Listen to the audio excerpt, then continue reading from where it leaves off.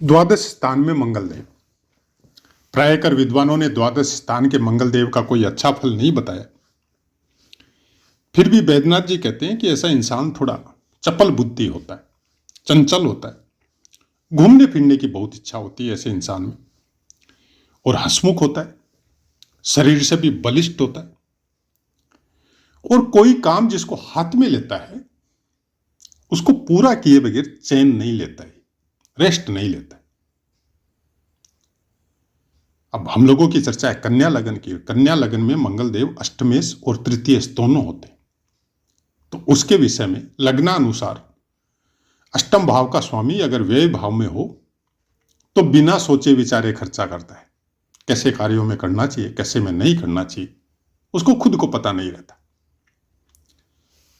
पाप युक्त कोई ग्रह हो, या तो पापी ग्रह के साथ हो, या पापी ग्रह से दृष्ट हो, या खुद पापी हो, तो ये फल कुछ अधिक मात्रा में देखने को मिलते हैं। और मंगल पाप ग्रह में ही काउंटिंग होता है ज्योतिष शास्त्र।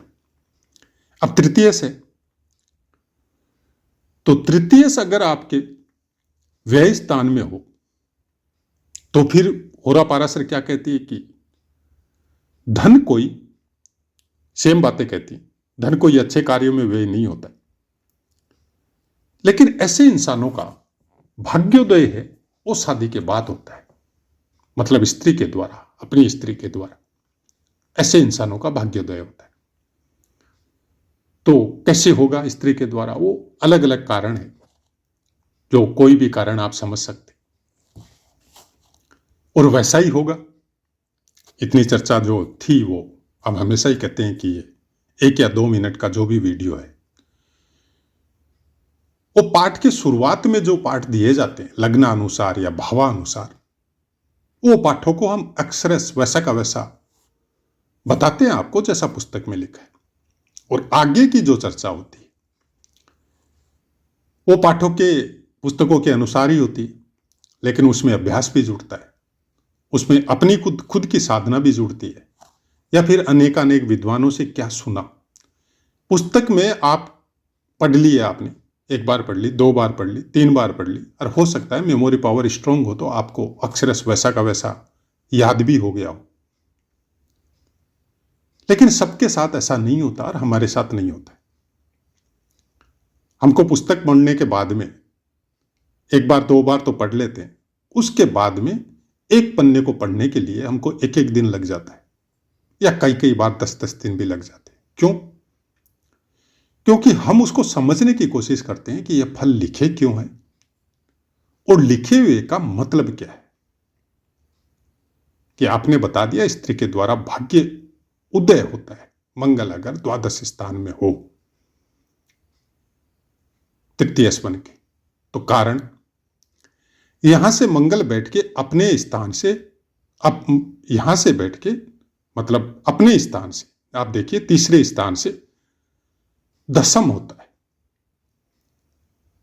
मतलब अपने स्थान से तीसरे स्थान से दशम स्थान में बैठता है। फल दीपिका क्या कहती है?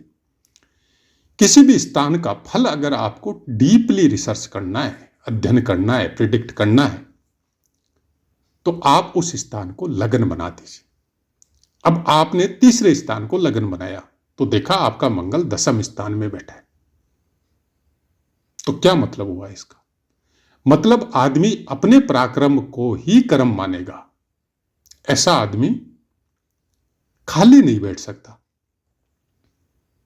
अनवरत अपनी शारीरिक ऊर्जा का व्यय करेगा, जो भी काम उसके सामने आएगा उसको करेगा, मना नहीं करेगा, आलसी नहीं होगा, शांति से नहीं बैठेगा, भाई बहनों का विशेष ख्याल रखेगा, हो सकता है परिवार में सबसे बड़ा हो, तो इनकी धन संपदा पूरी की पूरी उनके लालन पालन में, खर्च में इनका अपना जीवन बीते, ऐसा भी हो सकता है। दूसरा, कर्म क्षेत्र द्वादश में बैठने की वजह से कन्या लगन वालों के लिए आपका कर्म क्षेत्र आपके जन्म स्थान से बहुत दूर हो सकता है। अब अष्टमेश है, तो अष्टमेश से ये पंचम होते हैं, तो कोई बहुत बड़े डिप्लोमा के लिए, कोई बहुत अच्छी स्टडी के लिए, और आपके बाकी ग्रह भी सपोर्ट कर रहे हो, परिवार की फाइनेंशियल पोजीशन भी सपोर्ट कर रहे हो, तो आप विदेशों में पढ़ाई करने जा सकते हैं। अगर अपने परिवार से या अपने घर से बहुत दूर जाके आप हॉस्टल या विदेशों में पढ़ते हैं तो आप बहुत अच्छा ज्ञान प्राप्त करेंगे। लेकिन उसमें विडंबना यह हो सकती है कि हो सकता है फिर आप वहीं पर सेटल हो जाए, यह भी हो सकता है। वापस घूम के एज ए ट्रेवलर हो सकता है आप अपने घर आए, लेकिन आप अपना घर विदेशों में ही बसा ले। ऐसा भी प्राय कर संभव होता है। मंगल द्वादश स्थान में बैठा हुआ। खराब फल क्या है? खराब फल कारावास भी द्वादश स्थान से देखा जाता है, कुकर्म भी द्वादश स्थान से ही देखा जाता है, क्योंकि अष्टमेश भी है। अनैतिक कार्य भी द्वादश स्थान से देखे जाते हैं, क्योंकि लग्नेश से द्वादश है, नहीं लग्न से द्वादश है। लग्नेश कहां बैठा है वो उसके ऊपर डिपेंड करता है।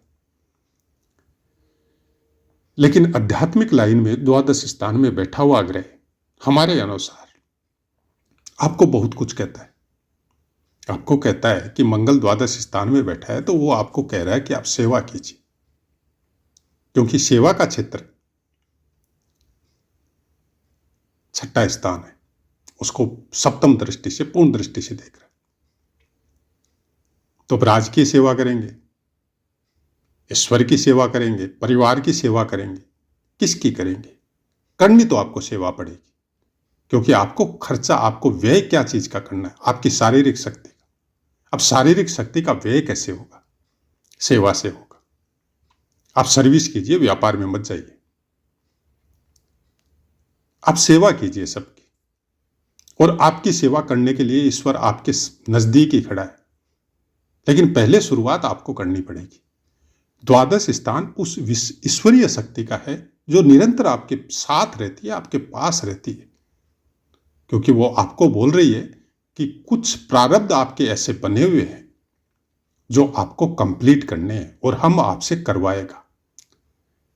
अब बहुत ही ज्यादा संस्कार वश हो, आपके फ्रेंड सर्कल की वश हो, आपके कर्मों के वश हो, आपने कुछ इस तरह के अनैतिक कार्य कर दिए कि आप वापस घूम नहीं सकते, तो फिर वो ऊर्जा आपसे दूर जाने की कोशिश करती है। आप देखिए, कोई भी ग्रह किसी के भी अगर द्वादश स्थान में प्लेस हो और आपकी चंद्र कुंडली के द्वारा भी द्वादश स्थान में कोई मिल रहा है और आपकी नवमांश कुंडली के द्वारा भी द्वादश स्थान में कोई ग्रह आपको दिख रहा है, तो आप मान के चलिए आपके कुछ प्रारब्ध जो बने हुए हैं वो भगवान बोल रहा है, वो ईश्वरीय ऊर्जा बोल रही है कि बेटा ये लास्ट जन्म है, करके निकल लो, फिर वापस नहीं आना है। और ड्यूटी है सेवा करने की। जैसे हमारा शनि द्वादश स्थान में है तो हमारी ड्यूटी है बिना कोई मोह माया लोभ के हमको सेवा करनी है। अब सेवा किसकी करनी है? प्रारब्ध वश रिश्तेदार मिले,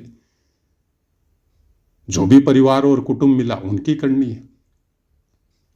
उसके बाद में जो हमको ज्ञान है, जो कर्म है, उसके द्वारा किसी का भला हो सकता है तो वो करनी है। अगर आपकी फाइनेंस पोजीशन बहुत अच्छी है तो आपसे नीचे वाले वो आपके सर्वेंट हो सकते हैं, वो गांव देहात के कोई आदमी हो सकते हैं, उनकी करनी है।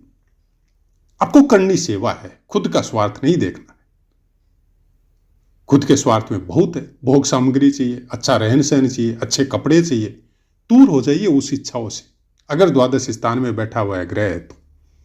नहीं तो धीरे धीरे उस ईश्वरीय शक्तियों को जो आपको प्रारब्धवश आपको प्राप्त हुई है आपसे दूर हो जाएगी।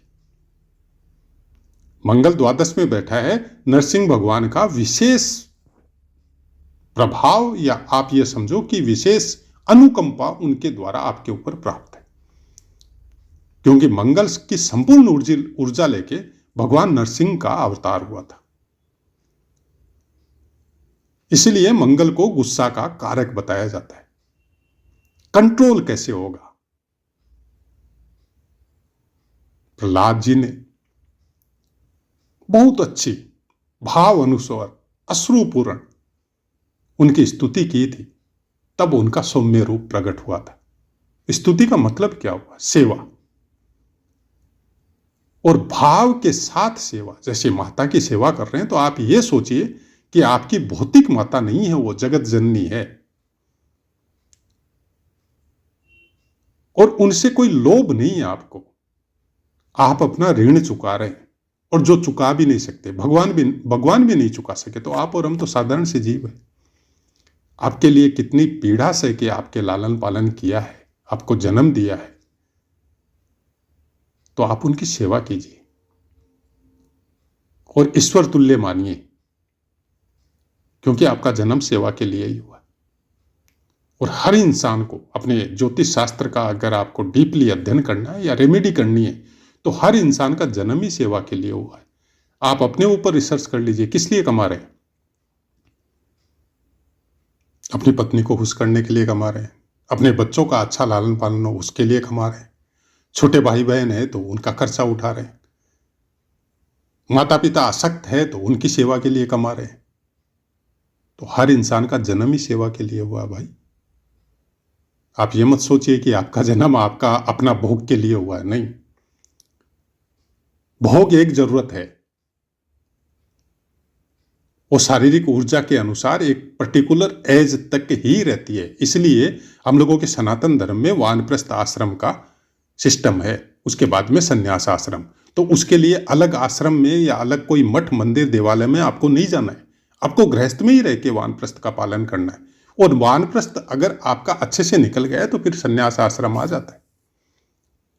सन्यासी नहीं बनना है, घर में ही रहना है। गृहस्थ से बड़ा सन्यासी अगर वो नियमानुसार चल रहा है तो बाकी सन्यासी भी नहीं है। इन सब चीजों को करना नहीं पड़े, इसलिए सन्यास धर्म का आश्रय लेते हैं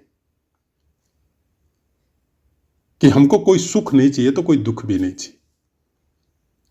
कुछ मजबूरी वश लेते हैं, कुछ पीड़ा को गृहस्थ वाली को भोग नहीं सकते उसकी वजह से लेते हैं।